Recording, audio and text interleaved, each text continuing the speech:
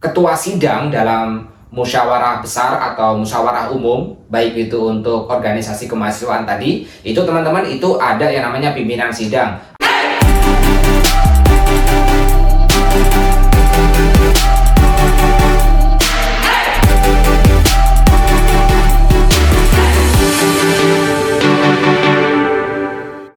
Halo teman-teman semuanya, masih berjumpa lagi dengan saya Imam Mahmud. Pada kesempatan kali ini teman-teman, saya akan menjelaskan sekaligus memaparkan untuk teman-teman yang saat ini sedang mempersiapkan diri untuk melakukan musyawarah umum atau musyawarah besar. Biasanya ini dilakukan untuk organisasi, baik untuk organisasi kemahasiswaan, organisasi siswa yang ada di sekolah, maupun untuk organisasi yang ada di masyarakat. Jadi melakukan musyawarah ini adalah momentum tertinggi daripada institusi organisasi tersebut gitu teman-teman. Nah teman-teman, ada beberapa yang perlu dipersiapkan ketika teman-teman melakukan musyawarah. Nah musyawarah besar atau musyawarah umum itu adalah yang paling sering itu pemilihan ketua, misalnya agenda pemilihan ketua. Terus selanjutnya itu ada agenda yang lain seperti agenda pembahasan tentang laporan pertanggungjawaban dari organisasi sebelumnya, dan masih banyak lagi yang lainnya ya teman-teman ya. Nah dalam jenis persidangan itu sendiri, kalau dalam yang kita kenal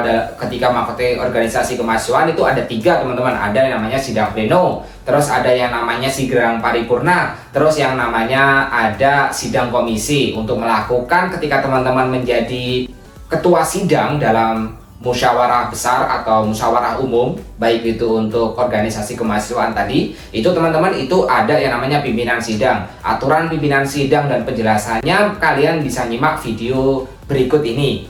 Sekaligus teman-teman bisa menyimak terkait dengan paparan saya melalui PowerPoint berikut ini teman-teman. Kalau untuk yang 2 kali itu kan tadi untuk men-skor lebih dari 2 kali 45 menit. Nah, untuk yang 3 kali itu kan itu untuk membuka sidang dan menutup persidangan. Contohnya sidang dengan mengucap Bismillahirrahmanirrahim, sidang musyawarah umum KM Mila ke-13 saya nyatakan dibuka. Nah, untuk yang menutup dengan mengucap ditutup, berarti dipending sampai waktu yang ditentukan. Tuh. Itu untuk aturan. Nah, untuk yang ini, itu kalau peserta sidangnya berisik. Peserta sidang berisik, kamu boleh gini. Itu menandakan bahwa peringatan untuk peserta sidang tenang. Nah, untuk naruh palu sidang ini gini, berdiri. Kalau ini sidang dinyatakan selesai, harus gini. Pokoknya kalau naruh palu sidang itu harus berdiri. Kalau palu sidang itu tidur, sidang dinyatakan selesai. Karena ada beberapa kader yang mempermasalahkan hal yang seperti ini. Kalau sidang ini aja salah, begini. Sidang itu selesai itu. Jadi pimpinan sidang itu harus teliti dan harus ingat bahwa kalau sidang itu harus berdiri. Itu untuk terkait dengan ketukan palu sidang. Ternyata dari pihak peserta sidang, baik alumni maupun MPO, kok melihat ada kesalahan nih di ADRT yang sudah disepakati. Itu berhak untuk mengajukan PK, namanya PK menjawab kembali. Yang sudah disepakati itu bisa dibatalkan ataupun dirubah. Itu untuk PK. Nah, untuk voting ini contohnya mudahnya aja deh. Siapa di sini yang setuju untuk Lisha menjadi tim sit, itu di voting.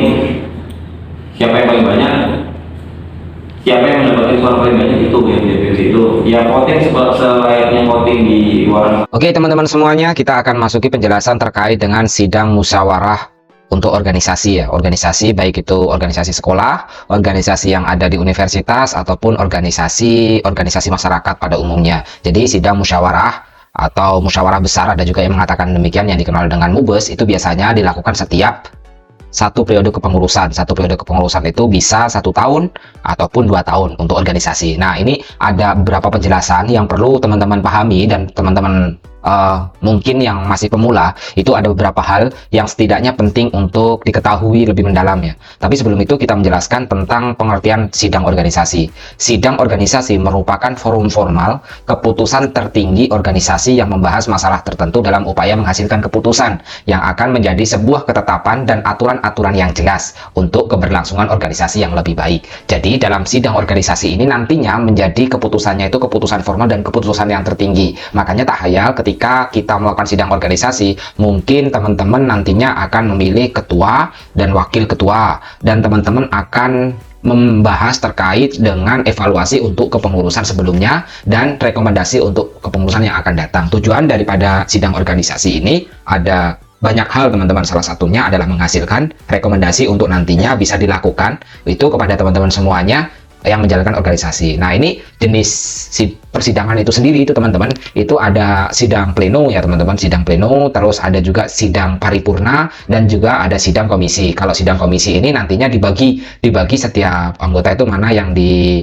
komisi bagian kerjasama internasional, misal seperti itu. Nah, itu ada pembagiannya, dan jenis persidangan ini juga terdapat dalam musyawarah besar itu tadi ya teman-teman ya. Nah, ini ada beberapa istilah yang perlu teman-teman ketahui. Nantinya kita akan melihat praktek penjelasan sekaligus keterangan lengkap terkait dengan persidangan untuk organisasi, musyawarah besar ya, musyawarah untuk organisasi gitu. Nah, ini misalnya presidium sidang. Presidium sidang itu dipilih 3 orang dari anggota sidang. Itu bisa berasal dari kepengurusan, bisa berasal dari anggota yang ada di bawah gitu teman-teman ya. Nah, itu juga bisa dilakukan dengan presidium sidang, ada 3, yaitu ketua, sekretaris yang berusaha mencatat gitu ya. Nah, ini memiliki wewenang, tapi yang wewenang tertinggi itu berada pada ketua dalam presidium sidang. Ini bisa gantian 3 orang itu kalau misalnya sidangnya dilakukan selama 3 hari 3 malam gitu, apa 2 hari 2 malam atau 1 hari 1 malam, itu kan kalau satu ketuanya itu capek gitu, makanya ada 3 orang, biasanya dipilih untuk 3 orang gitu. Terus lobbying. Nah, lobbying ini istilahnya lobby ketika ada yang melakukan interupsi gitu, melakukan masukan, ternyata ada juga dari anggota sidang, peserta sidang itu yang nggak setuju gitu, nggak setuju, jadi mereka diminta kita berikan waktu untuk melakukan lobbying. Terus quorum ini memenuhi syarat persidangan, biasanya itu aturannya itu 75% atau 1/3 ya, 1/3 itu dikatakan quorum gitu. Terus voting ini biasanya nanti akan muncul ketika dalam pemilihan ketua gitu. Nah, ini lakukan voting gitu ya.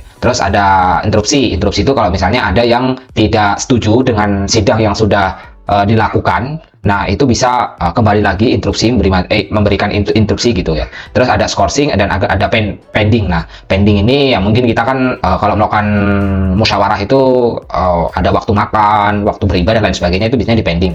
Nah, terus ada deadlock dan lain sebagainya lah ya, ada banyak istilah-istilah dalam persidangan untuk organisasi. Ini juga biasanya umumnya sih ada dan terlihat ketika teman-teman nanti bergabung kalau di organisasi kemahasiswaan itu himpunan mahasiswa jurusan atau HMJ, atau teman-teman bergabung pada badan eksekutif mahasiswa, itu tentu ada istilah-istilah seperti ini gitu, atau UKM lain sebagainya, untuk kegiatan mahasiswa itu ada istilah-istilah untuk melakukan persidangan. Terus mekanisme dan ketentuan ini yang paling penting teman-teman ketika melakukan sidang untuk musyawarah gitu. Nah, ini ada aturan ketentuan untuk palu sidang. Ketentuan gitu, kalau misalnya kan palu sidang itu ada 1 ketukan gitu ya, misalnya gitu, terus 2 ketukan, 3 ketukan. Nah, itu ada aturannya. Nah, kalau 1 ketukan ini biasanya menetapkan keputusan sementara, terus ada menetapkan dan mencabut scoring 1 kali 15 menit atau 2 kali 15 menit gitu ya. Terus yang ketiga adalah mencabut kembali keputusan dan membatalkan ketukan terdahulu yang dianggap keliru gitu ya. Itu bisa dilakukan ketika melakukan ada yang interupsi karena ada mungkin yang keliru, jadi kita melakukan 1 ketukan gitu. Terus yang ketiga adalah memperingatkan peserta berulang kali. Ini bisa dilakukan 1 ketukan gitu berulang kali gitu, misalnya peserta nggak kondusif dan sebagainya, itu bisa kita peringatkan gitu. Nah, terus kalau 2 ketukan, kalau misalnya 2 ketukan, nah gitu, itu teman-teman itu melakukan perpindahan dan pergantian pimpinan sidang ya. Tadi itu karena presidium kan ada tiga itu sifatnya final ya, dan nanti itu ketika di kepengurusan selanjutnya atau di sidang selanjutnya, ketiga pimpinan sidang itu memimpin sementara dan digantikan dengan pimpinan sidang yang baru gitu. Itu biasanya perpindahan pergantian pimpinan sidang dari 3 presidium ini, misalnya pengen mengganti kepada yang sebelahnya, kepada sekretaris dan lain sebagainya, itu mereka ada 2 ketukan gitu. Nah, itu baru permohonan untuk melakukan pergantian pimpinan sidang gitu. Nah, itu ditawarkan kepada peserta, itu mereka setuju atau enggak, itu juga perlu ya teman-teman ya. Nanti kita akan melihat prakteknya gitu kan, setelah kita melihat prakteknya gitu. Terus yang kedua adalah menetapkan dan mencabut keputusan pending. Ini 1 kali 30 menit atau 2 kali 30 menit. Terus yang ketiga adalah memutuskan dan mencabut lobbying gitu ya. Dan memutuskan dari pihak-pihak yang mungkin saling adu argumen setelah mereka lobby gitu, itu kita bisa mencabut dan memutuskan waktunya sudah habis gitu, dengan 2 ketukan sidang gitu ya teman-teman. Nah, terus yang ketiga adalah 3 ketukan. Nah, 3 ketukan ini dilakukan ini untuk membuka dan menutup persidangan. Dan 3 ketukan ini untuk membuka persidangan dan mengakhiri persidangan gitu. Itu tadi teman-teman video yang bisa saya bagikan terkait dengan cara menjadi pimpinan sidang untuk musyawarah besar atau musyawarah umum. Semoga saja melalui video ini bermanfaat untuk kalian. Terima kasih telah menonton. Bye-bye.